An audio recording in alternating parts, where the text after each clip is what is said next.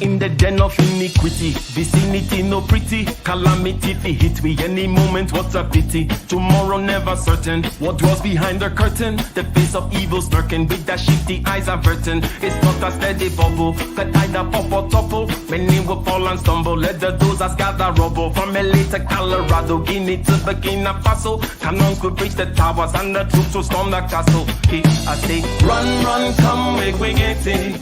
Because the peace that is bestowed upon the meek is overrated. So run, run, come, make we get it. Calling all your daughters and your sons, we come forget it. I say, run, run, come, make we get it. Because the peace that is bestowed upon the meek is overrated. Lord, run, run, come, make we get it. Calling all your daughters and your sons, we come forget it. With the rubble steady rising and hearts are compromising. Convictions here are stifling, making evil appetizing. The fists are steady forming and countenance is falling. Defenses are withdrawing, possibilities are falling. In these circumstances, evil will make advances. Pick up your sword and lances and be sure to take your stances. Victory is never promised. The battle is upon us. Gather the brave and honest and the righteous in your corners. Hello, welcome, ladies and gentlemen, to my channel. My name is Ike. Let's get one thing out of the way. Go ahead and click that like button. Click the subscribe button if you haven't already. Click the bell button twice. Now, we all participate in international business. We all Skype, FaceTime, text, and email people internationally, whether it be to get certain products, services, software.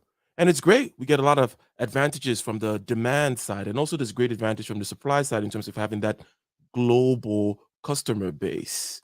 Okay. The question is, right now, in current times, in 2020, where are the hot emerging markets to invest your hard-earned money?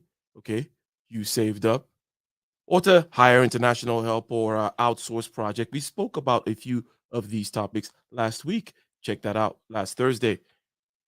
So, in addition to talking about the hot markets right now, the hot emerging markets where there is going to be more bang for your buck, the things that are underpriced right now, the things that are underpriced right now, okay, and which you want to bring in your cash, put in there because you've been diligent and you have some cash, or maybe there are other things about this emerging market that we can take advantage of. And we're going to see that. And we're going to talk about our experience, mine and my guest, that is, our experience in terms of going out there into the world, investing internationally, the world of passports and such, which should be the world of everyone these days, given the technological advantages and blah, blah, blah that we have. But anyways, once again, regular Thursday, as we promised, guest, Aitwa, president of American Heritage University. And how's it going? How are you doing?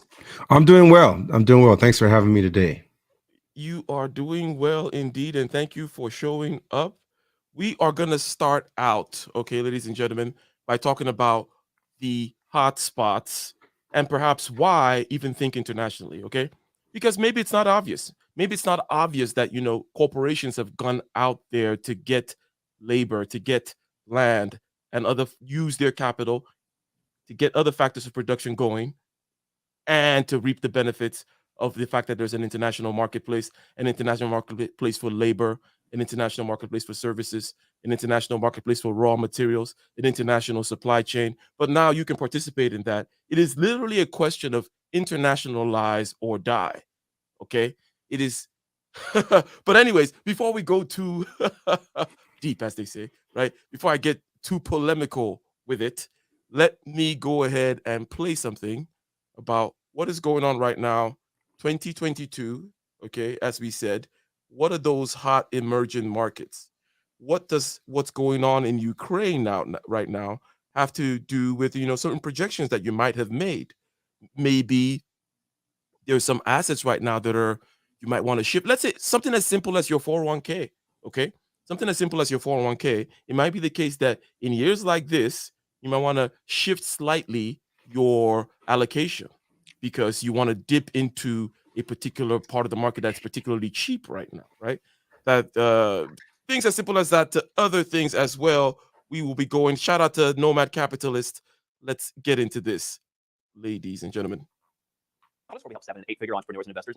Oh, that was when I was listening to it, but I guess let's take the speed down. You can hear it, right? Or you could hear it.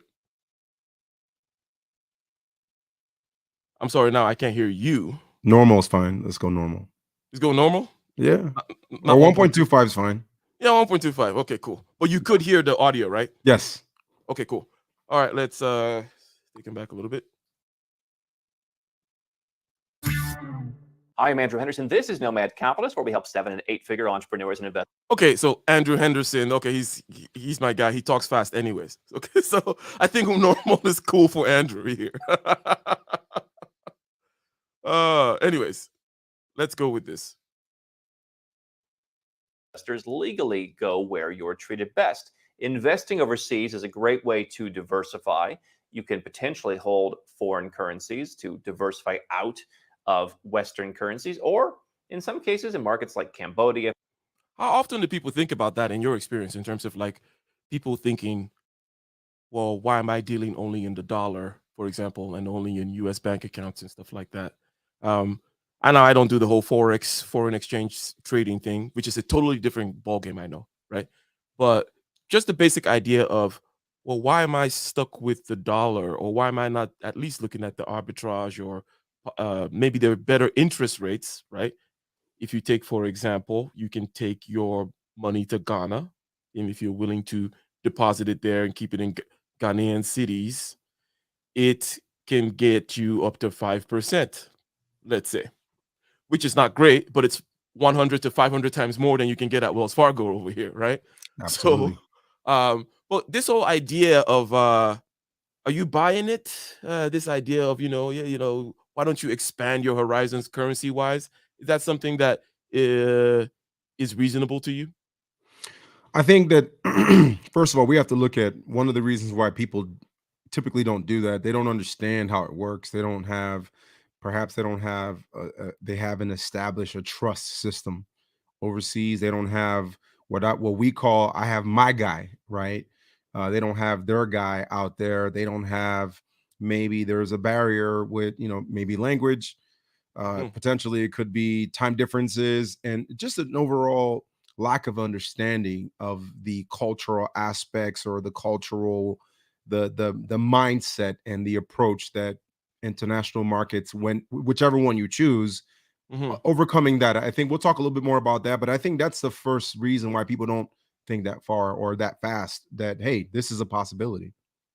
And perhaps I should have reduced the resolution here on the screen. Diversify out of Western currencies, or in some cases in markets like Cambodia, Panama, Ecuador, and others, you can invest in US dollar or in euro terms. You can get residence or citizenship in some cases, and potentially you can get much higher returns, all while giving your assets a buffer by being overseas and diversifying your portfolio against one kind of country. Okay, so now I just earlier said some basic things about, well, going out there to take advantage of the fact that there's a marketplace for help, for services. We talk about outsourcing projects. We talk about whatever kind of supply you may require, or maybe even, yes, you want to go out there and invest your money simply. That's one thing. But this other thing that he's saying here about breaking free, and I'll replay it. I'm going to recharacterize with what the angle he's coming from, as breaking free from those chains which you just described earlier. Now, we all have these chains. We're all born somewhere. We're all used to a particular set of things. We all have an idea about perhaps what our limits are based on what is typical, what's normal, what came before us, all those kinds of things, right? Right. And he's saying, why limit yourself to the dollar? Why limit yourself to one passport? Why limit yourself to one citizenship or one residency even? Why Right. limit your company, the fact that your company is registered in the United States? Well, why is it registered in the United States? Is it a law from heaven, right? So does that whole idea, and it's a libertarian kind of thing, does that appeal to you at all, in terms of like, well, this is not just a simple business calculation, but why am I limiting myself? Shouldn't I be out there in the international world? right? I think that we have to look at a couple of things. That the Western world has a reputation as being the ultimate place to do business, the mecca of running a business, right? But as this video has started uncovering, this isn't necessarily about being the mecca. You can establish yourself as a business and call your headquarters in the United States the mecca, right? But ultimately, you can have branches, you can have business opportunities, and what I've learned in my experience is there's a whole world out there, and there are different breaks that you get. There are different opportunities, and those opportunities start to create a networking energy that otherwise you can't get here. Because in the United States, a lot of us are saying what happens in Vegas stays in Vegas. And if Mhm. you take that context, what happens overseas, you could go overseas as a small business and interpret yourself as much larger than you are in the United States. You could build a Mhm. name for yourself, you could build a following, and you could take advantage of the expanded population and the segregation that's out there in different countries. So I think that what he's saying and having multiple passports, those are things that I've experienced. And just to share one example, just the way you're treated out there, right? When I went out to when I was in Dubai on a business trip, just the way that they treat you, I was put in a hotel that they greeted me with, I was treated Hmm. well, and I ate the best food, they wouldn't even let me put my suitcase down. And every time I picked up a bag, someone's ready to pick it up. So there's a certain royalty that comes when you are able to establish yourself in countries that are looking for your business, for countries that see the United States really as that mecca. At the same time, you coming in as a business owner in the United States, you're reverenced. Everyone's looking at you like you're the man, right? So he's definitely hit Mhm. some good points. Hmm.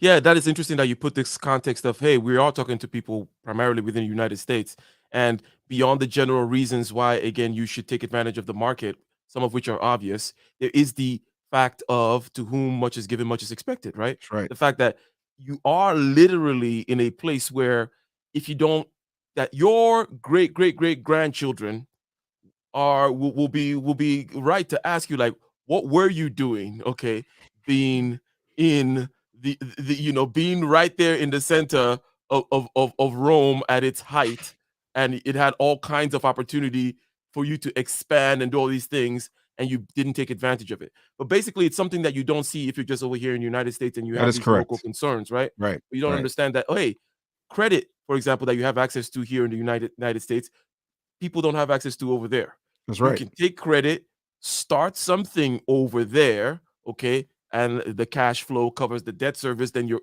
in other words, there's so many. Need we say more about the important, the legal system in the United States, the freedom that and the unleashing of the human potential that capitalism allowed or allows. But anyways, let's continue here with Mr. Henderson, and his old libertarian spiel about why you should go out there. Now, in the past, I used to always say, look into how to open up a bank account, let's say in Mexico or That's right. Venezuela. Like, what does it take, right? And that may push you to then realize, okay, at least I need a passport. And Right. then once you have a passport and you have uh, an account in Venezuela, you're like, okay, how do I transfer money back and forth?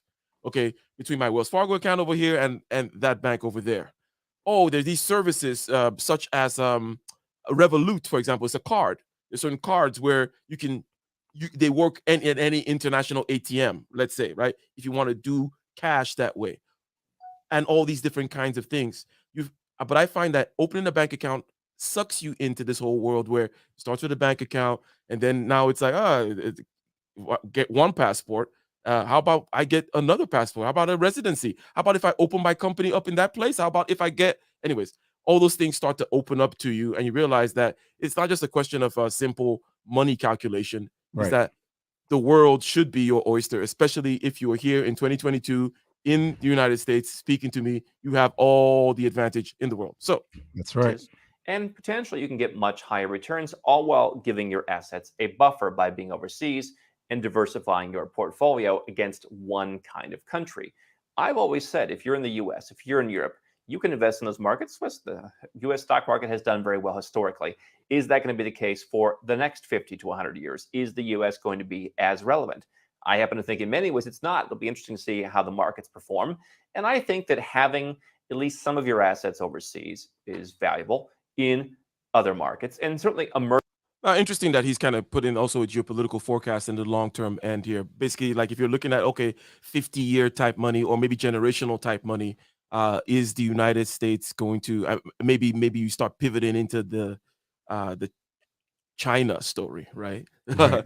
That maybe United States might not be as dominant. But anyways, Emerging markets, even frontier markets, play a role in that. I make investments around the world in places where I spend time. But here's an article from Fortune magazine. It's by a gentleman named Larry Light, and it makes the case for what we talk about here, which is emerging markets are poised to have a breakout year. And compared to U.S. equities, these stocks are shockingly cheap. Certainly an issue people have brought up. Some of the stuff in the U.S. seems to be at kind of nosebleed valuations. Here's what Larry says. As Baron Nathan Rothschild said, in a classic piece of investing advice, the time to buy is when there's blood in the streets. now this is something Interesting. that we went over last week, essentially, because last week we said, hey, 2020, best time to kind of scale your business. Best time is to understand the variable costs, what works and what doesn't work, so you can scale up and scale down as needed. Okay, Right. but things are open for renegotiation. They're gonna be certain assets right there out there that are now gonna be cheap. Okay, remember we said, okay, places where things are cheap right now, and cheap means you have to be able to look into the future, right? That means Right. to know something is cheap, meaning like, okay, it's going to be more expensive in the future, is what you're saying. And sometimes it's not necessarily easy to just know, oh, just because it's $1 doesn't mean it's cheap. Maybe it's Right. worth 50 cents. Maybe it should be a cent, right? That kind of a thing. But this idea of going out there when there's blood in the streets. Okay, so when is this quote from, right? He referenced when it's from, but let's go back. I'm trying to make the point here that this is an old idea. Okay. The idea that in times of turmoil is when you should be deploying your forces and your scavengers going out there and tearing it up is the main thing. Now, the point is you got to do your due diligence up front, though, and prepare. Maybe you're not very ready for this particular circumstance in terms of having the cash on hand to take advantage of this downturn, but prepare for the next downturn, because Right. downturns are the time to make these kinds of moves. I just want to emphasize that this is an old idea, nothing new. Basically, you should be bold when others are fearful, and then vice versa. Let's go back and see whom he was quoting and when this was from. But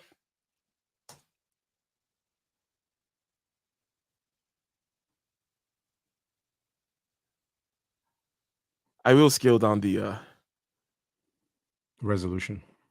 yeah.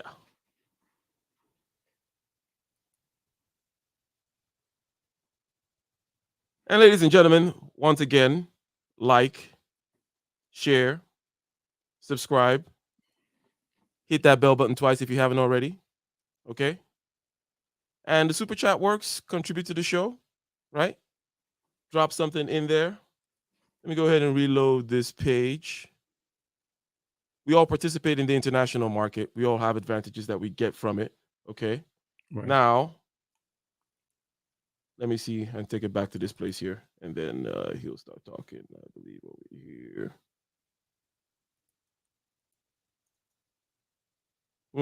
One kind of country. I've always said if you're in the US, if you're in Europe, you can invest in those markets. The US stock market has done very well historically. Is that going to be the case for the next 50 to 100 years? Is the US going to be as relevant? I happen to think in many ways it's not. It'll be interesting to see how the markets perform. And I think that having at least some of your assets overseas is valuable in other markets. And certainly emerging markets, even frontier markets, play a role in that. I make investments around the world in places where I spend time. But here's an article from Fortune magazine. It's by a gentleman named Larry Light, and it makes the case for what we talk about here, which is emerging markets are poised to have a breakout year. And compared to U.S. equities, these stocks are shockingly cheap. Certainly an issue people have brought up. Some of the stuff in the U.S. seems to be at kind of nosebleed valuations. Here's what Larry says. As Baron Nathan Rothschild said, in a classic piece of investing advice, the time to buy is when there's blood in the streets. Nowadays, red ink is washing all over emerging markets, which haven't been doing a lot of emerging lately. To devotees of the storied 19th century British banker, that spells opportunity. Two factors are at the root of the slowing economic growth and laggard stock prices of these economies, which include the likes of Brazil, India, Malaysia, and Angola. The pandemic and a decelerating China, whose huge appetite for emerging market goods has diminished. While nobody knows where the coronavirus is going, China is likely ahead to rebound from its slump. So the basic idea here is, okay, what again, we were like, okay, to know something is cheap, you need to be able to look at the future and tell me something about the future. That's what your case is, right? You're telling Right. me that, hey, it's gonna go back up. Trust me, you need to buy now, because the idea is to buy low, right? If Right. you're buying, it should be low. Our emotions are counter to that, though. We're like, oh, it's so low. Should I be buying right now? It's crashing. It's like, well, when do you want to buy? Right. That's the When point. it's But basically, definitely when it's low. definitely when it's low. So he's basically saying that China is going to come back. I mean, what do you think of that assessment? That basically, okay, China's, so the two factors leading to the downturn in emerging markets. Number one, Corona. We don't know where it's going to go, but China definitely will rebound, and perhaps to a certain level. Does that thesis sound fair enough? It So it far to does. go with. Okay. It does, and the reason why, I don't know if who's familiar with Bradford's law. To get into investing and to understand the markets, you have to understand that Bradford's law shows us that everything is going to go up, and on the right side it's going to go down. So if we're following that trend, it's going to go down, it's going to go up again. Now his assessment and everything on this article not only do expose that this is that the time to make the investment is when the stocks are relatively cheap, but of course we know that that depends on how much money you want to put in and what you consider cheap, right? But if you take the law that says in the stock market that when you invest in something, there is a likelihood that the stock value of that's going to go up, because we see how things like, we all know the story of Tesla. If we all recall when Tesla started, they were a laughing stock. The oil company said no one's going to buy an EV, no one cares, and then the stock went up. When Apple first came out, the stocks were down, they went up. We look at the famous story of BlackBerry. At one point, they were on top, they went down. So as another company is going down, another one's picking it up. We see the same thing with we talked about Skype, and you look at Skype versus Zoom. During the pandemic, Zoom saw a perfect opportunity to grow, and its value is more than tripled. I mean, it's become a big company. So I think that if we invest at the right time, the market tells us that at some point the value is going to go up. And as I mentioned, if you apply Bradford's law, we see that everything's going to take that curve of starting, because of my camera, I'm not sure if I'm going left or right, but we're going to be high on one side, we're going to drop, and when we get to a drop, we're going to pick up again. And just to put that in another perspective, if you take a population of any country, any society, any city, you're going to have a higher number of younger children. And then you're going to see that the higher number of children relative down to maybe the teenagers. And then you're going to see the parents and everything. They're all going to go, and eventually you're going to go down to the oldest, right? But if a society has more older people, less teenagers, they have a problem. So the stock market, follows that law in a way that it will start high and drop, and it will go from low back, so that envelope continues. That dip and that increase will continue as long as the market has investors, as long as we have companies that are closing their doors. Maybe they couldn't operate anymore. It gives the new business owner an opportunity to start there. So the market fluctuates, but we just have to be strategic. And what he does a great job is giving us an opportunity to think about those. There is an opportunity outside the United States where your dollar has a lot more value. So you could look at the risk, you can make a risk assessment, and you come to the conclusion that it's a safer investment. Yeah. So I think the average lifespan of like a giant mega corporation is about 40 years, and those who do more than that are very few, right? And then if you look at the rotation of the fortune in like the top 100 in the Fortune 500, for example, right? You don't last in the Fortune 500 for a long time. Okay. Point being, there is a lot of people climbing up and a lot of people People falling going down, down. That's right. right? That's right. And there's certain self-corrective mechanisms, such as the one you describe with populations, and such as the one that you might find in the ecology between prey and predator. If there's too many prey, they call there's an imbalance, and then it Right. rectifies itself. And then if there's too many predators, it also an imbalance and rectifies itself. And you can generally take advantage of these swings. And hence, to say that China will come back, and hence these emerging markets will come back. And right now, these particular stocks are cheap. Right. In Right. other words, the markets are cheap right now. Now, also, what it means is labor is cheap, and we'll get to the part where we're going to talk about tips in terms of you going out there and having to deal with other cultures, something that you have mentioned, right? Right. Right. And we talked about how we dip our toe in earlier. We talked about getting a bank account, for example, but sometimes you may have to travel there.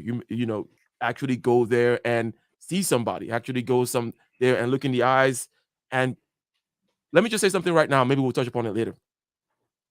When we go beyond just investing, now you're talking about, let's say, you want to get some help out there. You want to buy some land, let's say. You Mhm. want to have a transportation business, let's say. Mhm. You want to have taxis in Ghana, for example, like I'm doing. Then you're going to need to go there. That's just number one, though. Number two thing you have to realize with other cultures, especially in Africa and Asia, is that it's more about who you know. That's right. They're not bureaucratic in terms of decisions. They're more nepotistic, right? Right. Right. And they're more nepotistic, more tribalistic. You just got to get in the tribe. You You got to do. get in the family. You got to get in the group. You got to get in the club. These people are, in other words, and you may understand this aspect of the difference. You see, over here, you go to the DMV and everybody stands in line Right. and everybody fills out the form. And if you want this kind of service, you check this box. If you want expedited service, well, it's $50, and then you get expedited service. In other places in the world, there's Who no you know. box that tells you how they really get the service, right? Or if I really just fill out this form, will I get something? No, you gotta You know gotta know somebody. somebody.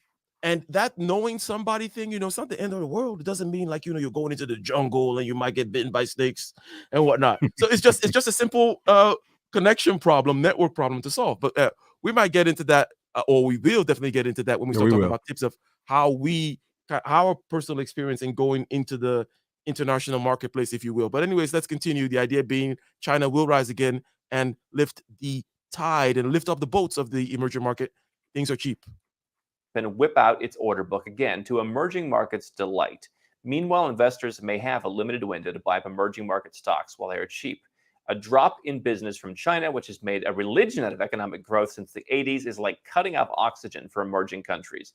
China has been the main culprit in emerging markets' travails, says Huang Kim, a portfolio manager at Kanye Anderson Rudnick, where he runs an emerging market investment strategy. A slowing China, for instance, means less construction, less needs for metals from Africa.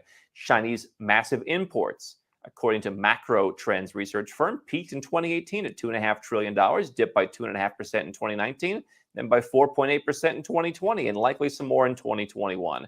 Goldman Sachs just cut China's gross domestic product forecast from 4.8% to 4.3% for 2022. Those numbers are certainly lower than what they were before. So the article goes on and on and on. But the idea here is you have seen some of these emerging market currencies getting beat up. You've seen Colombia kind of go back to some of its record lows. Brazil has hit new lows. Turkey has hit far and away new lows. You've seen certain markets hold up relatively well. We've talked about, for example, the Armenian dram up against the US dollar as I sit here in the last 5 years. There aren't that many like that, though. Malaysian ringgit has, kind of been back and forth a little bit. But the bottom line is Asia in particular, I'm a believer, will do very well this century. I think I'm not the only one who believes that.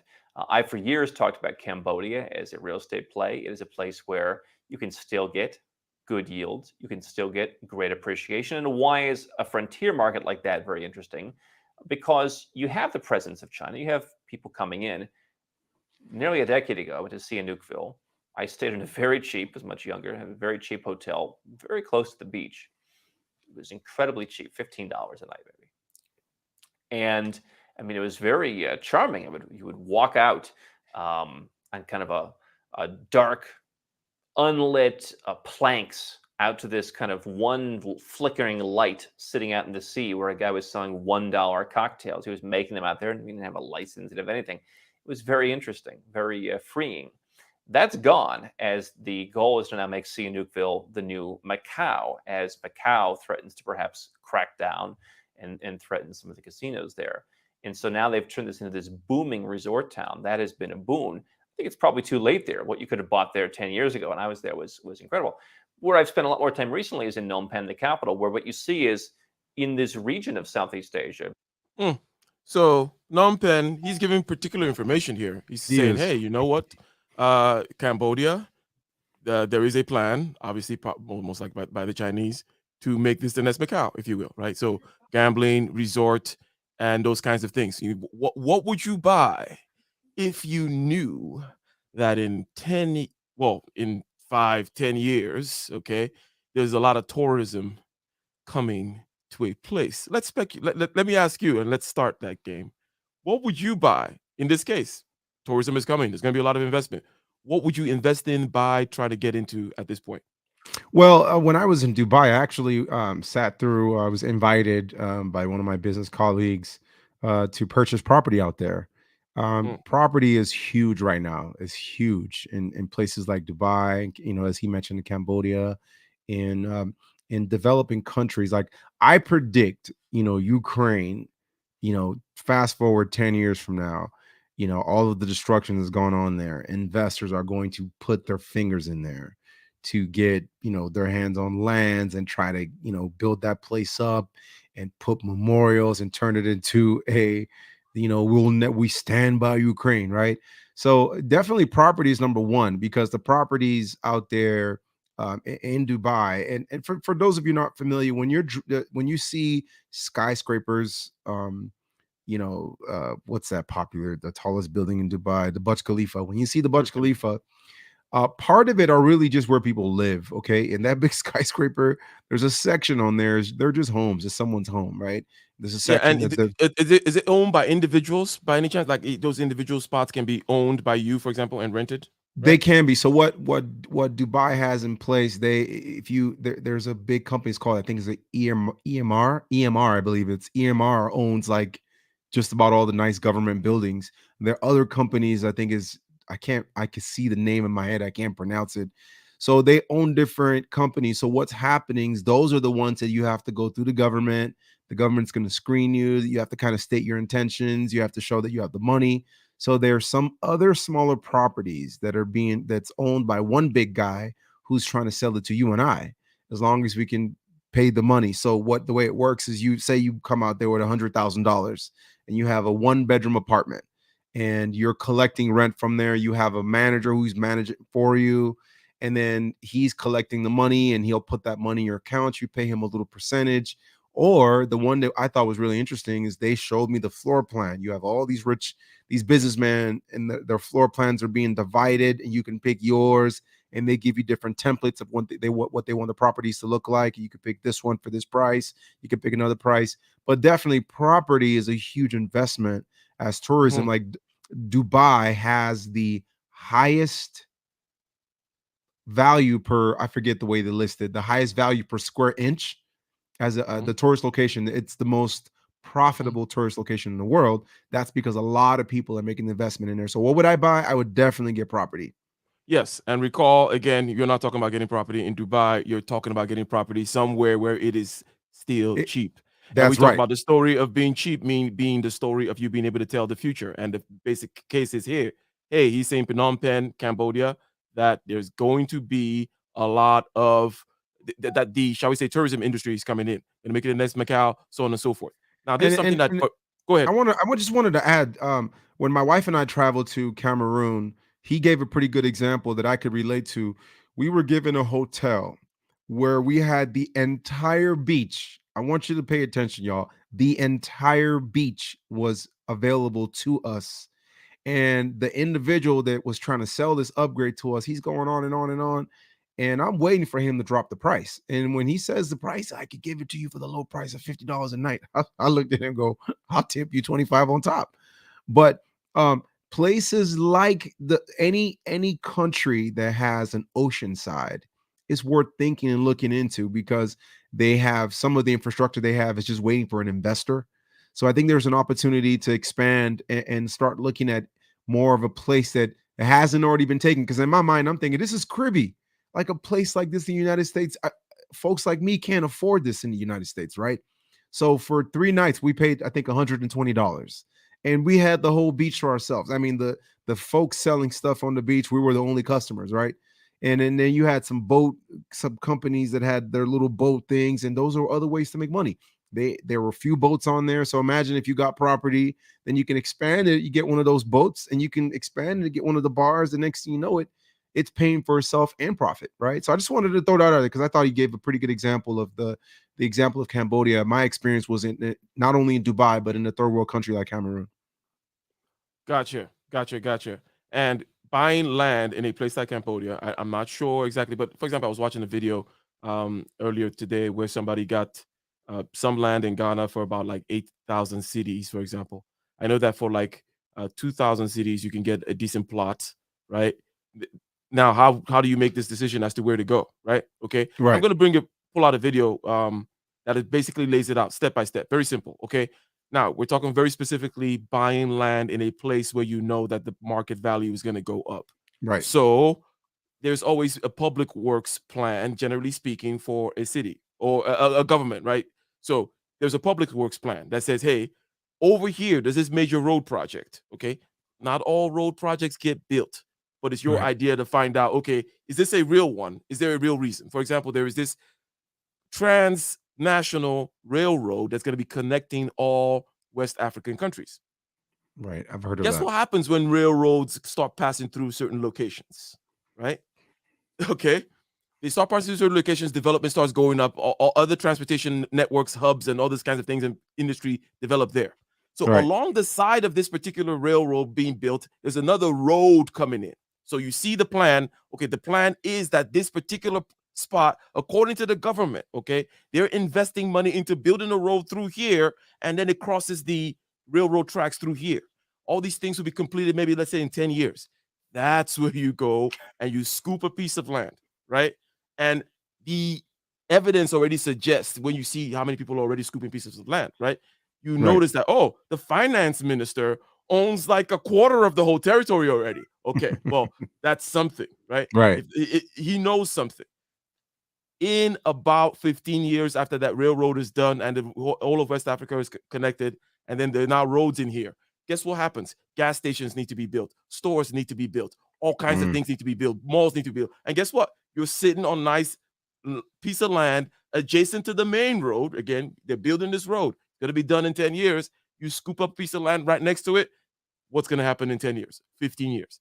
That's the basic idea here, okay? That's Right. how you get the major moolah in there. But also we're going to get into the granular parts about, how you deal with the culture, how you get in there and build the networks, deal with a society where things are more nepotistic and get in that network rather than, things where things are bureaucratic. But anyways, let's hear a little bit more about this Macau thing here. Money from China, money from within the region, money from Singapore and other countries is coming in. And you're seeing these big companies from all over Asia come in and open up malls, offices, hotels, everything. They're buying up entire city blocks. And so people who bought real estate, the prices we talked about in 2013, 14, and even more recently, are doing very well. You have opportunities to invest in growing stock markets in other parts of Southeast Asia. And so Thailand has gotten beaten up. Thailand was overvalued. I think the real estate market was overvalued. There may come a time, and this is not financial advice, but to get back into Thailand. Vietnam has become increasingly interesting. You certainly have some markets like Myanmar and Laos that are pretty much not investable. Okay, let's get into this now. Okay, let's get into this. And as I said, I'm going to be making this video soon. Okay, that shows me driving to this particular location. I'll show you the railroad tracks. I'll show you the roads. I'll show you the things being developed. And then I'll show you the land and also what's kind of being developed on there. But let me ask you something. When it comes to going out there into the world to do business, okay, sometimes you actually have to travel there, right? And then what are some of the networks that you mentioned that you needed, for example, in order to get certain things done? The networks that we know then grow, compound, and metastasize and give you all kinds of advantages. How were you able to? Okay, give me an example how you were able to, like, hey, I'm going to take my brand out there. I'm going to sell it, as you said, make it look a lot bigger, a lot shinier and brighter, right? Than it actually is. Or maybe, it's kind of a weird thing because fake it till you make it is the domain within which we're talking right now. Right. And in branding, I don't think there's anything such as fake it till you make it in branding, because branding is branding. Right. It's like, of course, you're on it's you're on a supposed to be fake nice. stream. So it's exactly like it's supposed to be look like I'm Pegasus flying out of the ocean with a big sword and stuff. It's Right. branding. Okay. Right. But anyways, how are you able to do that? Right. You take your brand, you go out there, you form this networks in a place where you don't know somebody. Whom are the first people that you contact if you're trying to go international in your particular Well, experience? from my experience, I knew someone, because what happens in a place like Well, who did you know and where were you trying to go? Oh, well, I some knew background. Okay, go so ahead. I knew a guy in the education system, and he was an admissions officer for a very popular university, a business school in India. And I got a hold of him, I believe, on LinkedIn. I can't remember where exactly, and we started talking and talked about how we can collaborate, do some cross-border education. And then after of some conversations, I saw what he was doing, I saw his resume, and I saw the amount of people that he knew, and we established a system of trust. And I started to see this gentleman as somebody that was trustworthy. And when we signed the contract, and our deal was, whatever we make, we're going to give you 30%, we're going to keep 70%. And when I saw this dude transfer, thousands of dollars and show receipts of everything and transfer it to our bank account, I thought, well, this is somebody I could do business with. So for me, in my experience, you definitely need someone out there, because the moment you touch down over there and everyone knows right away, I think there's something in our forehead that says that's an American. Right when you get to the airport, especially in developing countries, there's someone waiting in the airport to take advantage of you. Whether it's they want to get money from you, they tell you some stories, they'll give you. I remember the infamous one. I was about to get into a taxi at Dubai. This is Dubai. We're not even talking about a third world country. We're talking about Dubai. And the guy rattles off, this is going to cost you, I forget the currency. I can't remember it now. Dirham. There you go. He says this is going to be 50,000 dirham. And I did the calculation. I'm like, I think it was like $100 to ride me from here to there. I came with a decent amount of change. And as I was walking over there, some guy looks at me and he says, where you going, my friend? I put you in a taxi. And I look at this guy, he's a taxi, and he looks at me and he shakes his head at me, and I go, hold on a second. And then this guy comes in, he says, oh, listen, when you're in this area, don't follow those guys. Those are the expensive guys. You want to follow the city. Are you from the United States? I go, yeah. And he leads me to this place. That same trip was only $25. So that experience taught me something real quick. It's nice to know someone. Now, guess what? The next time I went to Dubai, I knew exactly what to do. I called my guy. I'm like, hey, I'm at the airport. So going back to the guy in India, having him, he helps me cover the grounds of explaining things to our cross-border education students. Because in the United States, the students have a lot more right. I have a right to this. I have a right to this. In India, it's more like, this is the right I'm going to give you. So if I were addressing the students, I would be eaten alive, right? So my partner in India does the talking for me. He does the convincing for me. And unlike the United States customer base, the Indians are different.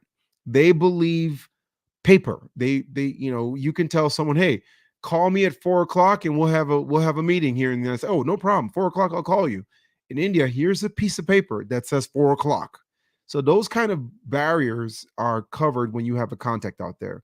And things like currency exchanges, you learn quickly that, what we often refer to as the black market. In the black market, the currency exchange rates are different versus doing it right in the airport. And you also know that, countries bribe, paying someone to get things your way is accepted. So you can go in the bank and say, hey, I need to wire $35,000 to the bank account. The bank manager says, no, this is going to take 2 weeks. And then you slide him an envelope and he says, I'll have this for you tomorrow morning. So things like that, we're having knowing someone out there helps you cover those kind of barriers. And also for your own safety. Because if people know you're a businessman coming out there to do business, they're going to assume that you're rich. They're going to assume you've got dollars with you. They're going to assume you know something. So having those guys, it ensures your safety. It ensures, trust when you go into a bank and you go one of the natives, like Ike said, they believe in, I know you, I don't know him, things like that. So having people that they help bring you closer to your business goals. They help you communicate with the local culture. They help communicate with bank owners. They make sure that you get your money's worth. They take you even to the right places to eat. They, and in this times of COVID, I found that to be helpful, that you'll get a person that came to my hotel room and did my COVID test in 15 minutes, as opposed to me driving 45 minutes away and paying $150 because they want to take advantage of me. So it helps to know someone. As much as you can get somebody out there, it's going to propel you in the right direction. You're mute. You're on mute. Oops. Yeah. There you So go. helps to know someone. I always say, look, if you don't know somebody, just go with the whole 6 degrees of separation thing. Right. You always know somebody that knows something. Like, you got to think, like, who's the closest person that I know to Asia, for example. I heard about Cambodian markets. I heard that the land market is fine. Let's say you were going to follow Andrew Henderson, the nomad capitalist's advice here. Say, hey, land in Cambodia. What's going on over there? It seems like the legal system is set up nicely, which is another piece of advice that I would give. Along with this whole trust piece, find a network piece. If things are kind of nepotistic, it's depending on who you know. It's Right. understand what can be enforced legally in the country and what cannot be enforced legally.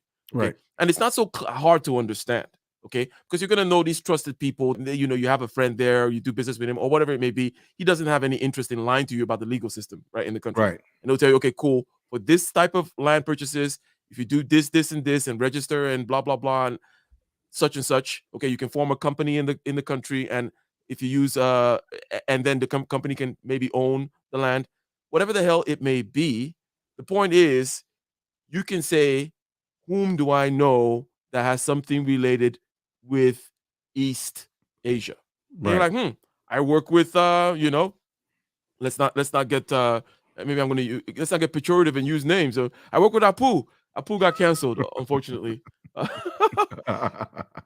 work with Apu, and then Apu knows somebody that knows somebody. When you go from Apu to Apu's uncle, okay, you're already there, right? Right. Presumably, if there's a kind of trust system and so on and so. But in other words, that is a key piece. And once you have that, so speaking of that land, for example, okay, Mhm.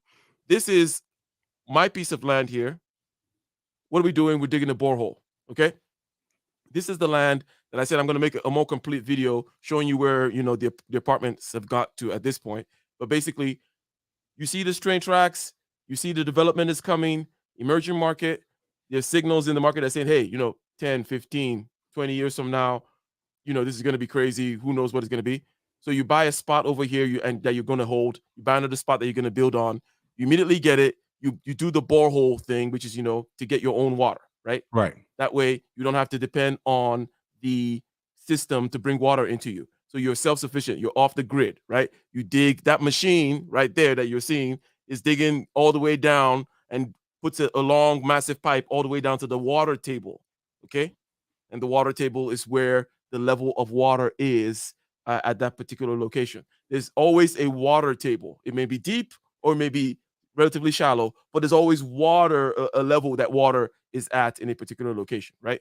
So Right. you go all the way down there, and then you have your treatment situation set up. So you not only are you digging the water, you're also treating the water. Okay.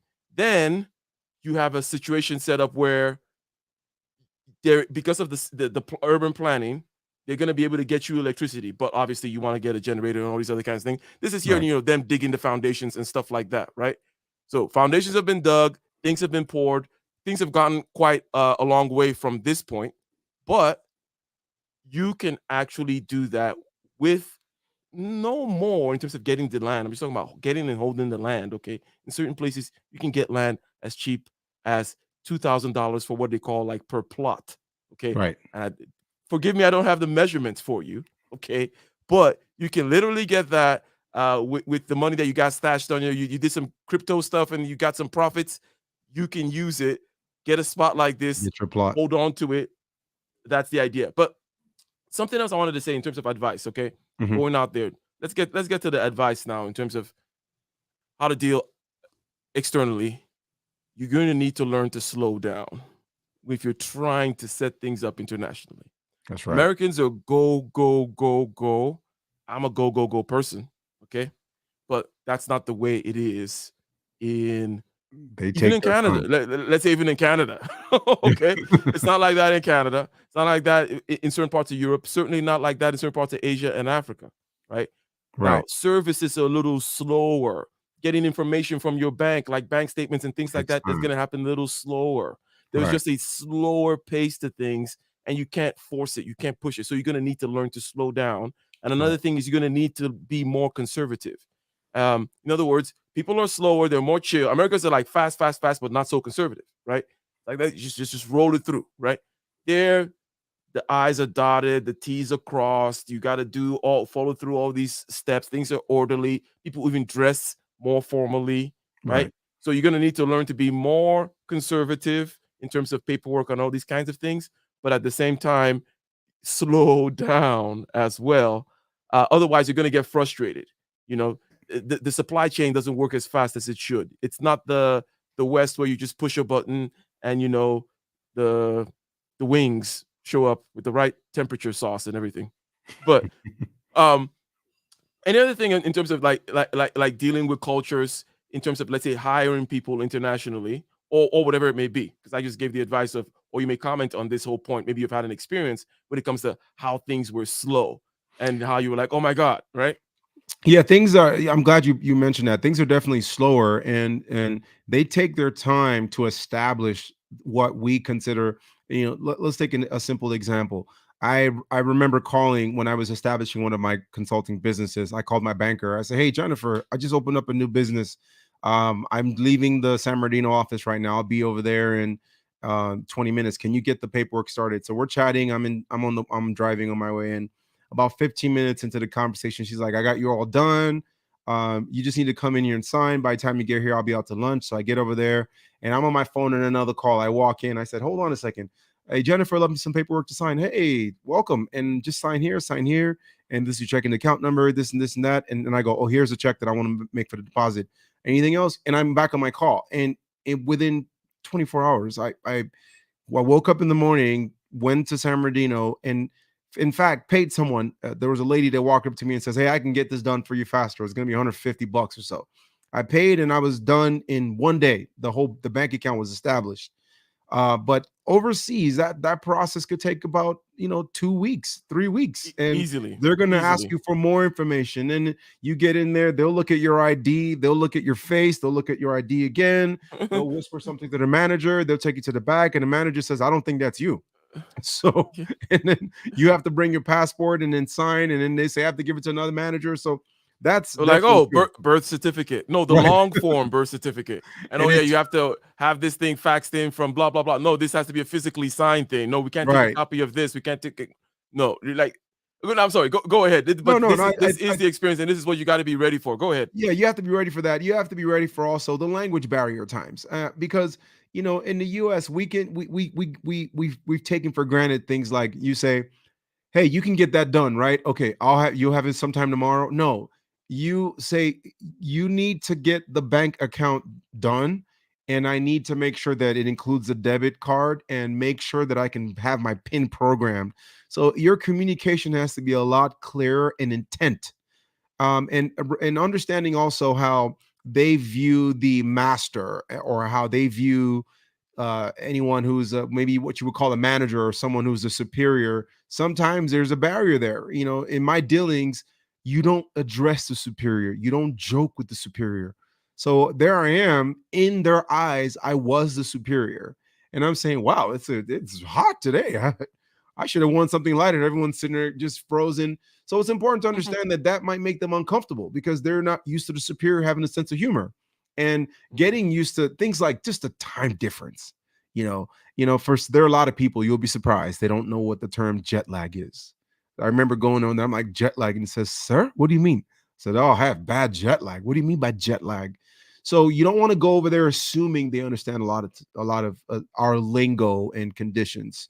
So language is definitely one of them. The time difference, because sometimes you'll say, they'll like, I have one of my my partners, he'll hit me up at about 7 p.m. my time. He'll say, Mhm. "Sir, I need this so I can get the workers to start." And then I'm tired because 7 p.m. my time has been, I've had my whole day, and I get it to him at about 11 o'clock at night because I'm about going to bed. And then he sends me something back, and I'll look at it in the morning. Well, guess what? My morning is their night. So, not bringing things in time, what would normally be a few hours for us, you've lost 3 days.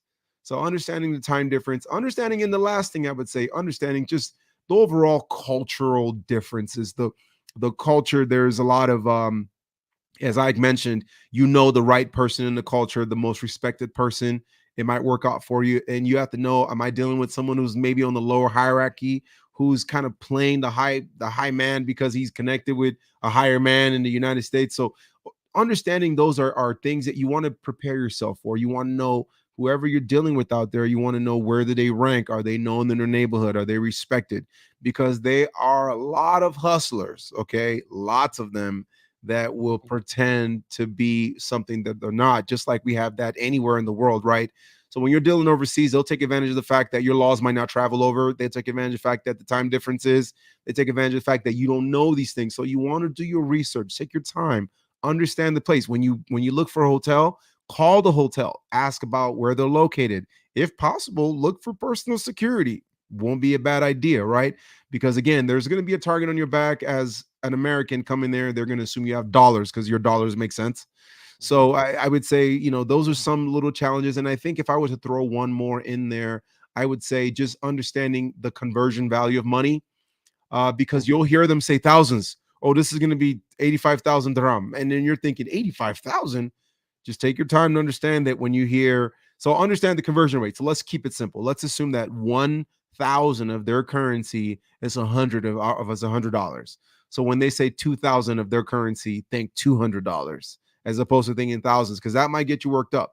And it's a gift and a curse, because sometimes you're going there with, you say you go over there, you take 15,000 that you want to use to eat and have a good time. And in your mind, that's only $1,500. But over there, that's a week's worth of splendor. So Stop there. Stop right there. Stop right there. okay, There's a couple of because there's a couple of things about this exchange rate thing that I wanted to kind of, since you're going there, I want to make it clear. okay, Because what you're saying here is that the differences in value of things such as food versus services versus electronics, for example, is huge. So, right, for example, right, you still need American level of money to buy a fridge, or right, perhaps even more. A right, fridge may cost more than it does in America, but right, food, okay, is like, oh, and that's typically the case. Food is usually the one, right? Food is usually the one where it's cheaper, because still the people there have to eat bread, right? right. So you going over there with like, oh, I'm gonna have a big dinner with like $200, if I feel like that's actually a lot It's of overkill. money. And so that's a key thing to understand, that there's always something, whether it be food, labor, or technology. Okay, and this depends on the local sourcing of the material versus if it has to be exported. I mean, imported, for example. So just Right, technology has to be imported, and how far away it is, and all those kinds of things, versus just local service. Take, for example, service. It can be very cheap in certain areas right, of Africa. For example, you can get all like home cleaning service or maid service, all kinds of things for fairly a decent price. So that's something that you need to know. So a lot of things you've said there on the culture piece. I just wanted to add that, look, when you just come to a new place, and it's a simple thing, because it may seem overwhelming what you said. You said you got to learn how what the words that the people use. You have to learn the mannerisms. You have to learn how they relate with superior, how they treat hierarchies and stuff like that. You have to right, learn what's appropriate. I said, hey, you got to be more conservative, and you have to be slower, right? You give examples of how you have to be slower. It may seem overwhelming in terms of, well, how do I gather all this information about the place that I'm going? Well, basically, you can learn a lot by, let's say, you just look at a coffee store. So I go to a coffee store in Turkey, for example. Okay. What you're looking at in this case is, what is the volume of the voices? mm. Okay. And how close do they stand to each other? Right. Wow, Those two things alone begin to just kind of tell you, oh, this is the mode I have to be in this country. right, This is what's considered normal over here. And in Turkey, okay, because the first time I went there, it was kind of weird to me. I was standing in line right at Starbucks, and of course, yeah, I went to Turkey, and You I went to did go and Starbucks in Turkey. I got real before you guys come because there's such a thing. There's something called Turkish coffee, and it's its own thing, right? So Right. here I am talking about going to Turkey, and then I went to Starbucks. I did have Turkish coffee. I have proof. Okay, I have proof. But I was standing there at Starbucks, and I felt someone like almost like bump up against me, almost, right? Mhm. But it was the guy in line behind me. Okay. And that was my first time experiencing that. Okay.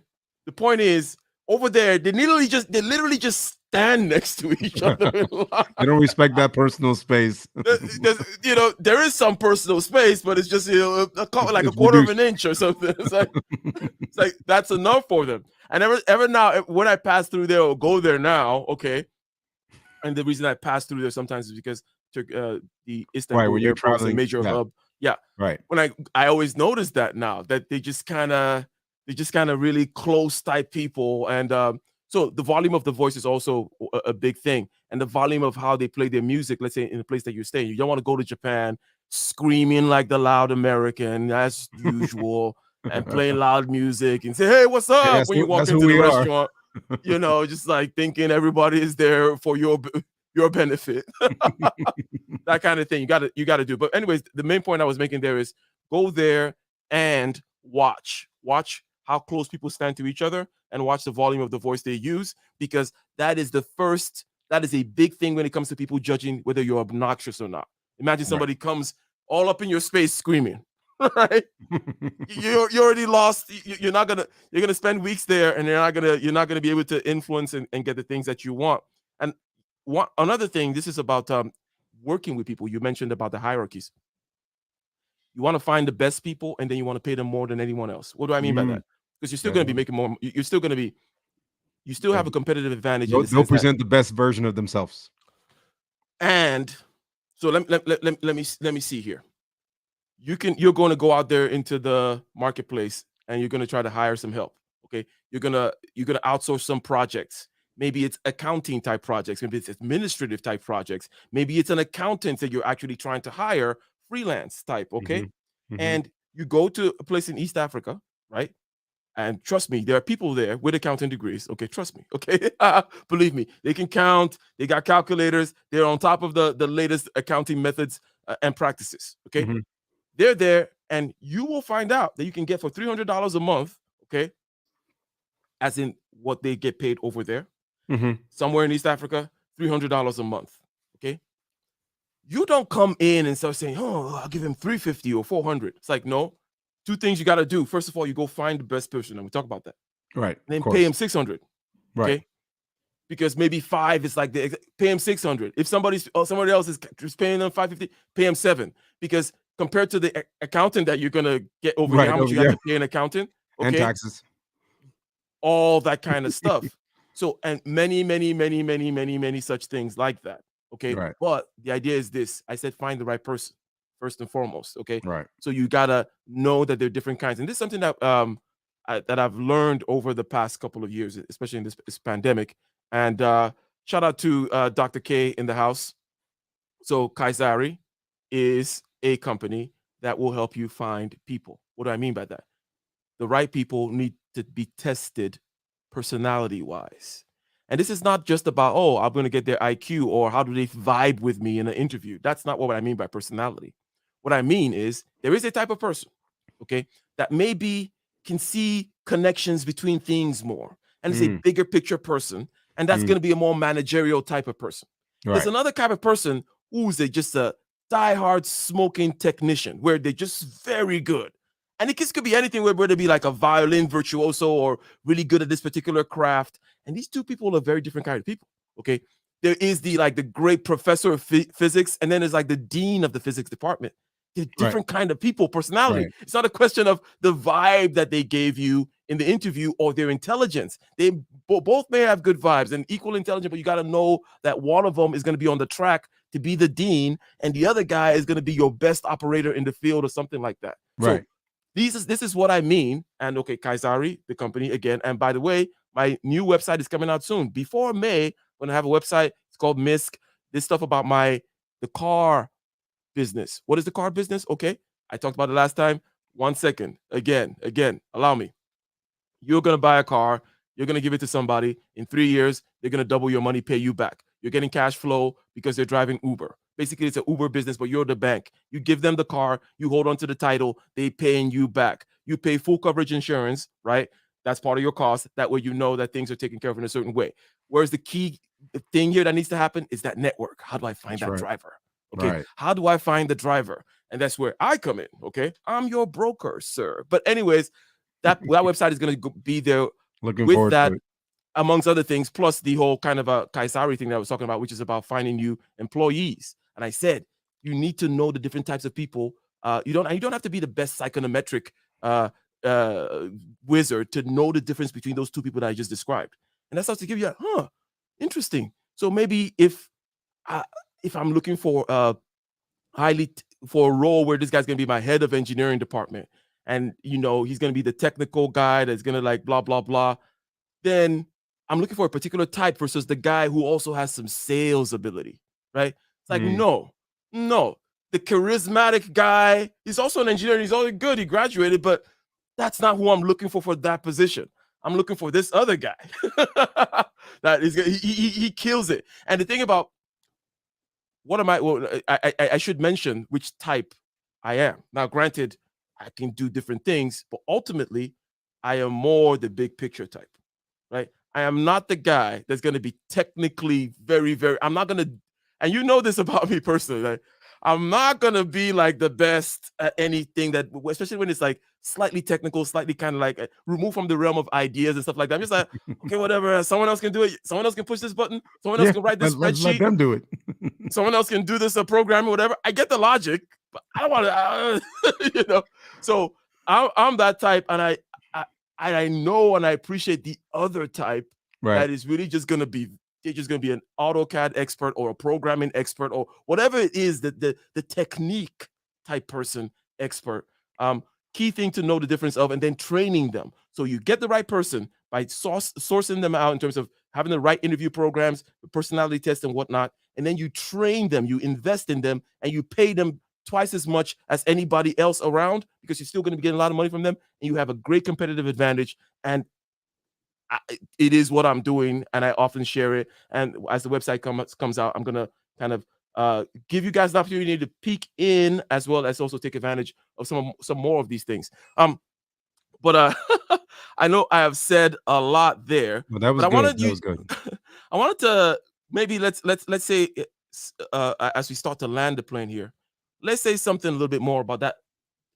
Things are not so bureaucratic, and that things are maybe even corrupt. Oh, you said that you slipped somebody $5, right? And then something. I had to. Okay?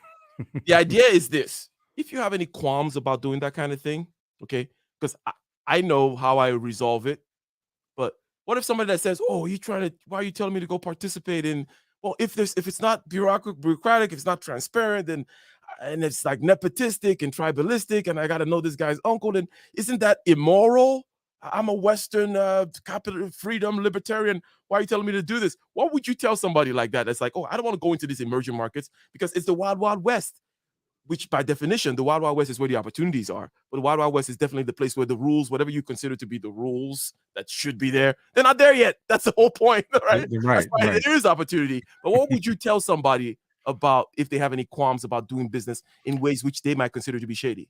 Well, I often like to use parables, right? I'm known for that. I would tell someone, if you wanted to explore the coral reef, you wanted to explore the deep blue sea, you want to go snorkeling with the whales, you're not gonna wear a suit, okay? You're not gonna, even your nose will need something to cover it to protect yourself. If you want to view the Earth from space, you're gonna have to dress in a different set of clothing.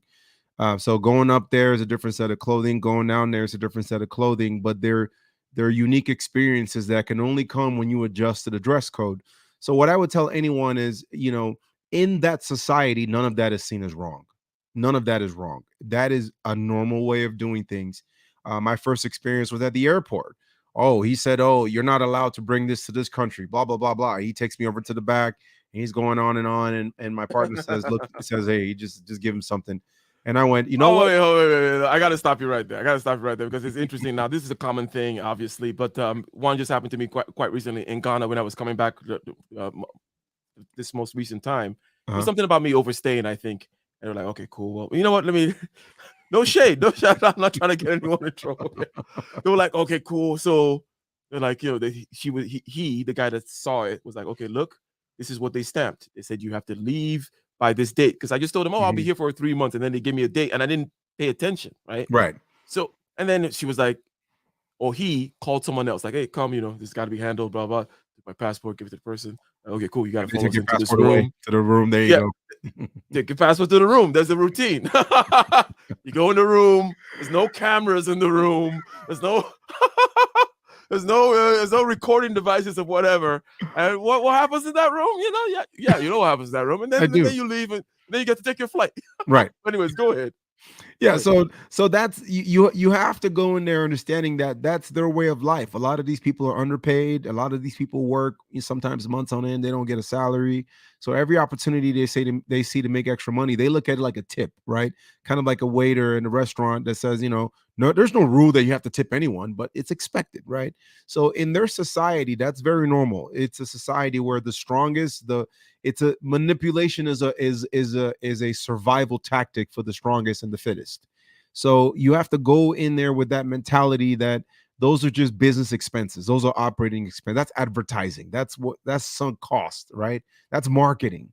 That's getting your way in. That's paying the expedited fee. That's paying expedited processing. Like I always tell people, if you really think about it, if you visit a website, and you'll see their website selling services, it says for free, you get this much service.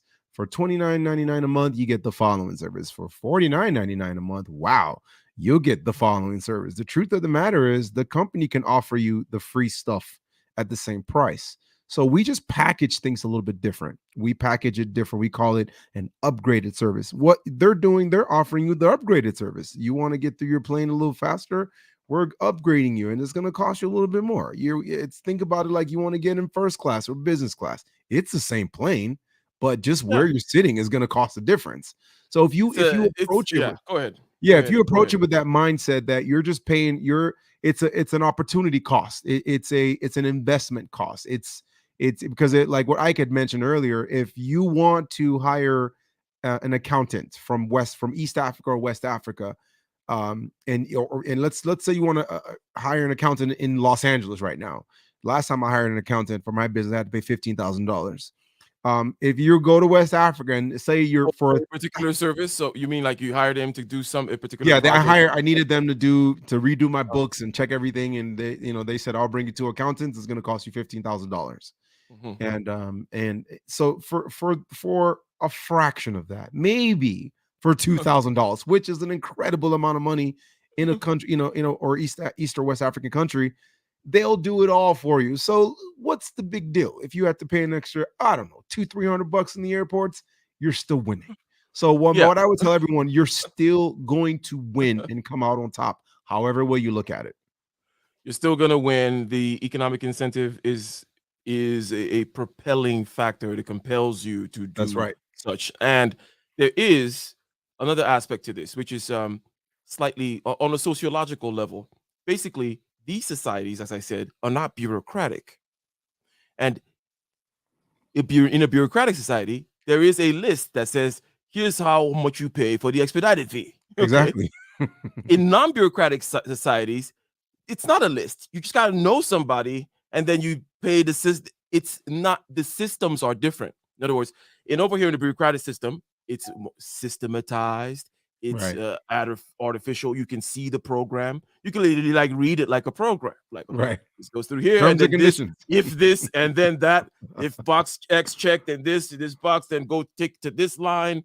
Okay, these other societies, they're not like that. And this is not something that is, in other words, Saudi Arabia or China, okay, or West or East Africa, or India. Many of these places that are tribal or like this. Basically, it means they operate more like a family than what you may call a business. Right? That's correct.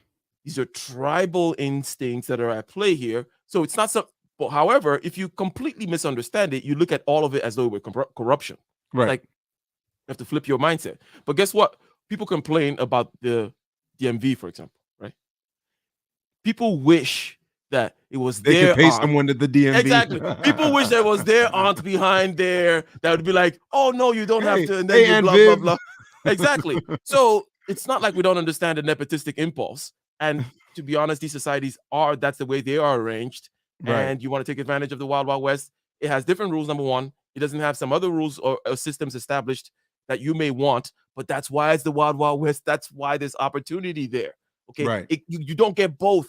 You can't go to a place where everything is all sewn up. There are already the systems and the roads and the this and the that, and everything's already there. There's no opportunity there. Okay. You got to go to a place where it's virgin land, Wild Wild West, and you deal with the laws of nature. And if As if dictated. if, Go if I ahead. may add something in there, by the way, someone said if they want to get my email, follow me. I don't know if you have my information on the somewhere in the chat. I can provide that. That's not a problem. What I started looking at it is I'm about to make someone's day. How often can you in your life right now say that you've made a memorable impact in someone's life? I remember I was on a trip to Dubai for 3 days, and my company gave me a $500 meal allowance. And I was welcome with a very good meal, so I didn't have to pay for my first day. The second day, I'm like, I still got $500. So it wasn't like I was going to get that money back. That's money that's already been surrendered to me. So I had ordered this really, really nice steak room service where I ate like a king, and it was only like $75. I'm like, I got to fly out in 2 days. I still got 425. So the next day, this gentleman had been taking care of me, and I gave him $100 tip. He looks at me and goes, "Sir," he just looked at me with, I've never seen $100 transform someone's life before. And he goes, "Sir, if you're ever in Dubai, the moment you land, please call me." And he wanted to give me a hug. I'm like, no, it's okay. But I have never felt that good over $100. I remember paying it's been a while, because I don't know if you notice, you start getting less tickets when you drive nicer cars. But anyway, I remember when I used to get speeding tickets, I'll never forget paying a $500 ticket. And I was angry about that, angry about it. But I've never had $100 give me such a good feeling. And I'm in the plane flying. I just remember him going, "Sir," right? So if you look at it, like, you're changing people's lives, you're investing in people's lives. You just got to change your mindset behind some of those moments, and you realize that it's still, like, Ike mentioned, the economic value and the economic advantage in investing in those places outweighs all of that by miles. So I just wanted to throw that out there. And there's a comment here about your maybe social media handles. Check out, what's the American Heritage University website, for example? I would give everyone my direct email right now. It's president@ahusc.net. President Yes. at AH. ahusc.net or Gotcha. itwa.o@ahusc.net. I don't know if I have access to typing. I could type it in there, but if you want to contact me regarding the school, you can use that email. If you just want to just email me directly outside of just person to person, I have a Gmail as well. As itwaog@gmail.com. I have them all, but I'm not as active as I should be on the YouTubes and the TikToks and the social media, because when you run a university, sometimes you have to go underground in the dungeon for a few months. And I've been under the dungeon trying to as I mentioned in the last video, we've been scaling. So in our world, scaling is just going in the dungeon and only turning on one computer to get things going, type of thing. But yeah, so if anyone wants to get a hold of me, I'll be more than happy to chop it up with anyone who's interested. Interesting. So, ladies and gentlemen, we're getting to that point. We're going to land the plane, okay? So, what did we promise? We said, hey, we're going to show you the emerging markets. Did we deliver? Okay, well, let's check. We started out by telling, hey, everybody's already participating in the international markets, okay? You're Skyping, you're calling, you're texting, you're emailing these people all the time. There's advantages on the supply side in terms of having this network of international customers potentially. And then on the demand side as well, getting services and software and goods from all these places, hiring in these places, taking advantage of international passports, blah, blah, blah, breaking free. Why deal in one currency? Why deal with only one interest rate, right? And then we got specific about the fact that certain emerging markets, let's say in Southeast Asia, for example, are low because China is in a lull right now, and also because of the 91 DVOC, okay, the pandemic, whatever you want to call it. Okay. We don't know what's going to happen with the pandemic, but we think it's abating. Okay. We do. Right. And then on China's side, there's going to be a rebound. The idea is, hey, also more specifically, Cambodia, there's going to be the new Macau. Investment is going to be coming there. Tourism is going to be coming there. So, hey, we said, what would you buy there for? Okay. And we didn't even get into his example, what he would invest in and such, but basically land and certain other kinds of opportunities. And then we talked about me looking at a way of selecting land. We talked about how you look at the public works plan of the municipality. Okay. Right. And you're like, with these means of transportation, such as shipways and, canals and railroad tracks and major roads, you're going to find development that follow these tracks, right? And then that's where you're trying to get land in, hold on to, as I did, and I showed an example of. And then we talked about a little bit of the cultural aspects that you have to be abreast of. You mentioned things that have to do with dealing with subordinate versus superordinate. I don't know what it would be. The hierarchy. Right. Dealing with the hierarchy, understanding how people behave. I thought, we mentioned many things. I say in order to watch that, you go and you just watch how close people are. Like go to a coffee shop that they use. For example. These people are nepotistic is the main thing that we said. It's not a bureaucratic system. In the Wild West, it's not about a bureaucracy. It's not a place where you go stand in line, check a box. No, it's about whom you know. But once you get that plug, as they say, okay, then you can really start making these things move, making these plans become an actual reality, taking that real $2,000, buying that real land, for example, in Cambodia that you can sell maybe for $20,000 only in 10 years. Okay. Right. So that is the idea, ladies and gentlemen. I don't know if you have any final closing thoughts, but I think, you already kind of did it beautifully when you give your contact information and all that kind of stuff. But we'll be here next Friday with another hot topic covering trending Friday or Thursday? Topics. Friday or Thursday? Thursday. Or you said Friday. I'm losing my mind. You're I'm good. gonna need some sleep. So or coffee. Yeah, we'll be here. Oh yeah, or coffee. Yeah, go down there, whip up some cream, get a latte going, and start the night shift. 16-hour minimums. That's the idea. You put in those 16-hour minimums, and then you get the extra cash. You take advantage of the lulls in the market, and then you ride the high times. That's the game, ladies and gentlemen. Right. Until next time, we are gone. Thank you very much. Aitoa, you guys should check him out again, president at ahusc.net. Thank you. Thank you for having me.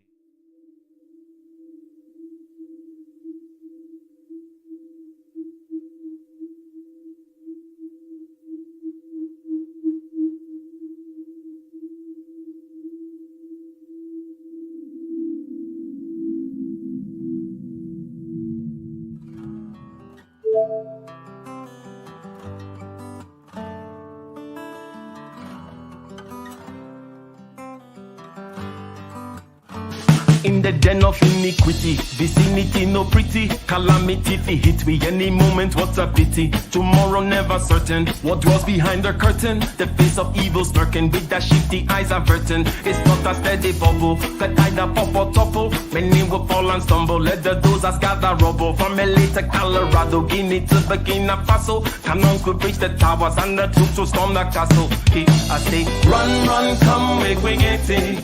Because the peace that is bestowed upon the meek is overrated. So run, come, make me get it. Calling all your daughters and your sons, we come get it. I say, run, come, make me get it. Because the peace that is bestowed upon the meek is overrated. Lord, run, come, make me get it. Calling all your daughters and your sons, we come get it. With the rubble steady rising, and hearts are compromising. Convictions here are stifling, making evil appetizing. The fists are steady forming, and countenance is falling. Defenses are withdrawing, possibilities are falling. In these your circumstances, evil will make advances. Pick up your sword and lances, and be sure to take your stances. Victory is never promised, the battle is upon us. Gather the brave and honest, and the righteous in your corners.